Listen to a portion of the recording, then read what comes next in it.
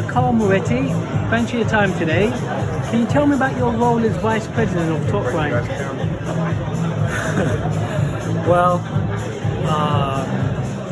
I'd like maybe some babysitting, Okay. but mainly just working on all the shows that we have and television and our fighters and our stable and just trying to make sure everything runs the right way with a busy schedule. Okay. Actually, Top Rank's got a massive reputation. It's been in boxing for decades. I remember Bob Arum once said something along the lines of, they said something to him about new promoters and what do you think of this guy? And he said something to the effect of, the desert is strewn with the corpses. So why is it so difficult to make it in boxing? Well, there's a saying that goes, if you want to be a millionaire in boxing, you start off as a billionaire. I get it, yeah. So it's sort of along the same lines. It's just, it's a tough business. There's only a certain amount of revenues coming in, and there's a lot of expenditures on the other side, and oftentimes it doesn't work out. So it's unless you know what you're doing, it could be a dangerous place to be. Yeah, I've noticed. I was talking to Iceman John Scully the other day, and basically, he sort of discussed how boxing seems to have it's not what it used to be, it's not in its heyday. Why do you think that's the case?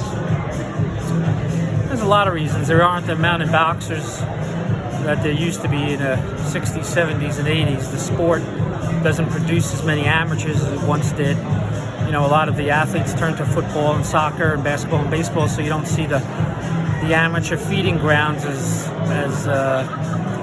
popular as it once was. New York Golden Gloves used to sell out Madison Square Garden. Now you don't even have that many fighters in New York Golden Gloves. So it really starts underneath, and then like anything else, it's a business that has ups and downs, and because of that and the way it's changed, it's more of a business than a sport, and it's looked upon that way by fighters and managers and promoters. So when it's done like that, sometimes this happens. Doesn't mean it's still not a great sport. It's just not a great business. Yeah, it's a great sport. It's just not run in a great way. Well, there's no league. There was no NFL where it has a commissioner, where everything's formed under a league with certain rules and stuff like that. All the major sports have commissioners. One commissioner, one league. In boxing, it's divided. It's individual. It's an individual sport to an extent. It's not a team. At the end of the day, it's fighters fighting against each other, and that's it. Team sports are run differently, so that makes it a totally different business. Okay, now someone was telling me a story recently, a fighter. She's basically telling me about some of these dodgy managers. So they contacted her, I'm going to do this for you, I'm going to do that, you're the boss. But when they sent the contract, it wasn't what they said it would be. And basically she'd have to give up a lot of control to them, and they're taking a lot of money from her. The problem with boxing, I'll keep it as short as I can. I think, look, I'm a very bright guy, I get boxing. Regardless of whoever's behind you, you've actually got to be able to fight. Now, I'm a great talker, but if you can't fight, then you can have Don King or you can have me in your corner. If you can't fight, I don't think you're going to achieve the success. Well, yes, that's the truth of any sport, but the first prerequisite is you better be able to fight to some degree. Yeah. And those levels of degree will probably determine how far you go, mixed in with a lot of politics. But the first prerequisite is you better know how to fight. And if you don't have that, you're really not going to have much success. No. Yeah. Well, look, long term, I'm 31 now. There's a lot of things I do want to achieve in boxing, but with me, I would do it differently. I'd want to make sure people know who I am, explain to people this is what I'm trying to do, and I'd want to work with people. But talking about managers, where you get so many of these fly-by-nights who don't know the sport, they're trying to tell you they can turn you into a world champion. I'm sure you know what I'm talking about. Why is it so easy for these people to get away with it in boxing? Well, there's no barrier of entry.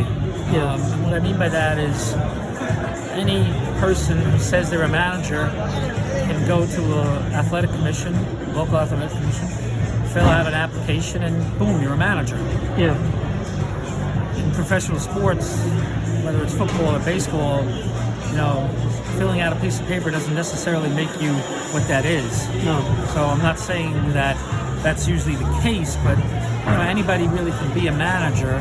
But I think it's more than just taking care of a fighter. It's also understanding what the business is today and different circumstances and how they change, and being realistic with what type of fighter you have, and what the business is and in the marketplace and everything else. So there's a lot more into it than just holding the hand of a fighter and guiding his career. It's all part of that, and the best way to do it is try and have a team behind you with a trainer and a promoter that's all on the same page with everything, and oftentimes they're not. And that's where the disconnect happens. I understand. And last question for today, I don't want to keep you talking too long. As I said, with me, I'd say briefly, I understand it very well, and I'd never lie to a fighter.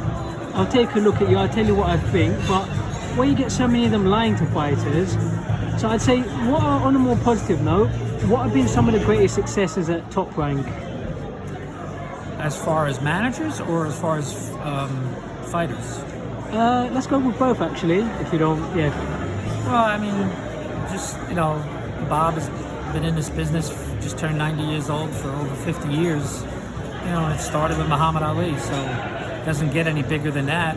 No. And you've got, some newly signed prospects, the two guys that are fighting on this card tonight, or Saturday, and Kieran Malloy and Kurt Walker, to guys like Keyshawn Davis and Xander Zayas, just the future. And I think it's just going to just continue in that long stream of trying to develop champions and trying to develop good people and high character, and then the talent and the hard work is there, so they'll be successful.